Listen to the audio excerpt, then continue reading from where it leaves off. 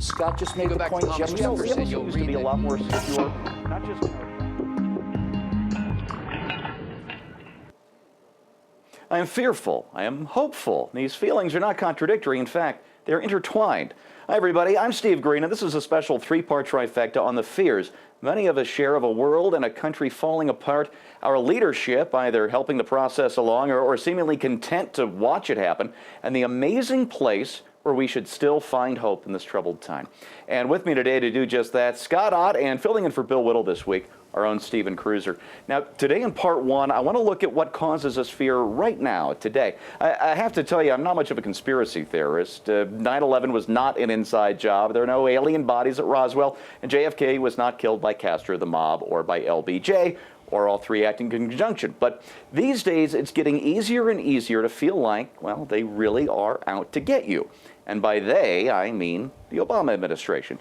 Now, before you think I'm being hyper-partisan, just wait until part two of the series, because the only thing nearly as scary as a progressive Democrat is a certain kind of Republican presidential candidate. But we'll get to that tomorrow.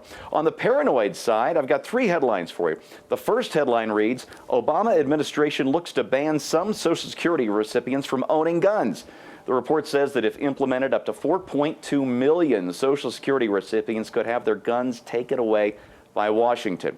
Headline number two, Obama collecting personal data for a secret race database to keep track of everything in almost every neighborhood in an attempt to lead Washington, well, really the White House, to reorder America's suburbs. And headline number three, exploding Muslim immigration overwhelms FBI.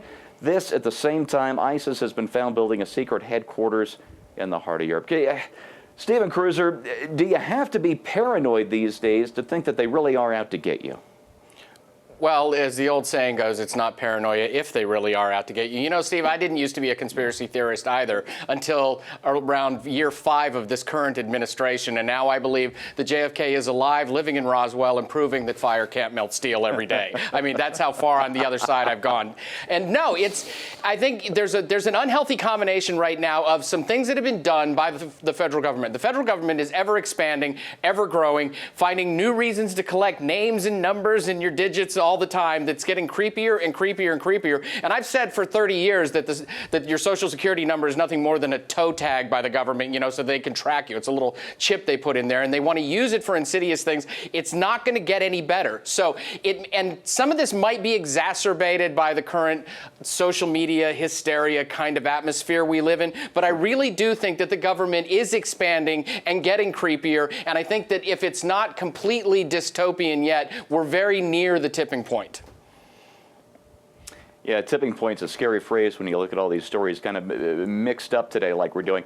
Now, Scott, the rot isn't just being ordered from the top down by the Obama White House. It's all around us. I've got three more headlines for you. Headline one, Black Lives Matter protesters halt Sanders O'Malley events. Now, Netroots Nation shut down both candidates because they said all lives matter, not just black lives, and the crowds don't come much wider than Netroots Nation. Headline number two, Dem judge orders psych counseling for D'Souza.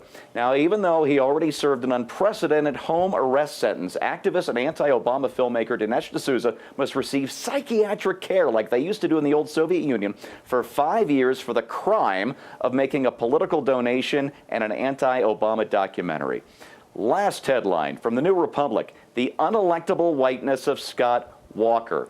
That's right, white people suck, I suppose, because of racism. Scott, it feels like the country is coming apart from the top and up from the bottom. What's the scariest story you've seen lately? Believe it or not, what scares me most is how scared people on our side are.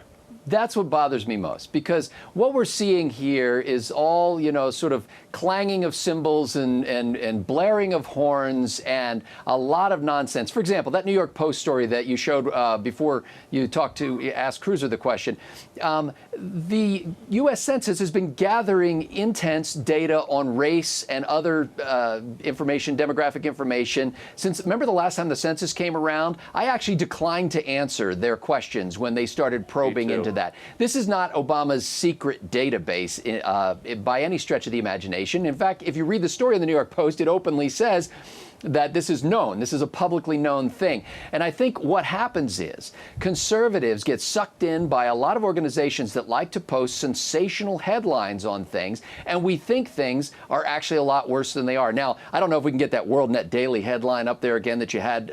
Should really concern us, because it's very difficult, I would say, to allow immigration for exploding Muslims, because the headline says exploding Muslims. So that, I don't even know how you process them. Like, do they explode before they get to the gate, or after they pass through, or as they're going through? So seriously, folks, I'm not saying there's nothing to be worried about in this country. I'm not saying that the president doesn't mean ill toward your cherished values. I certainly think he does. But I really don't think you need anything secret or clandestine to reveal that. I think the stuff that he openly does that gets reported in the New York Times is adequate for us to know that we have to turn this government over. We have to essentially have an ideological revolution in this country in order to put in place people who actually cling to our Constitution. Thanks for that answer, Scott. And now tonight, I'm going to sleep with one eye only half open. It's going to be much better. Folks, Henry Kissinger quipped that even the paranoid can have enemies.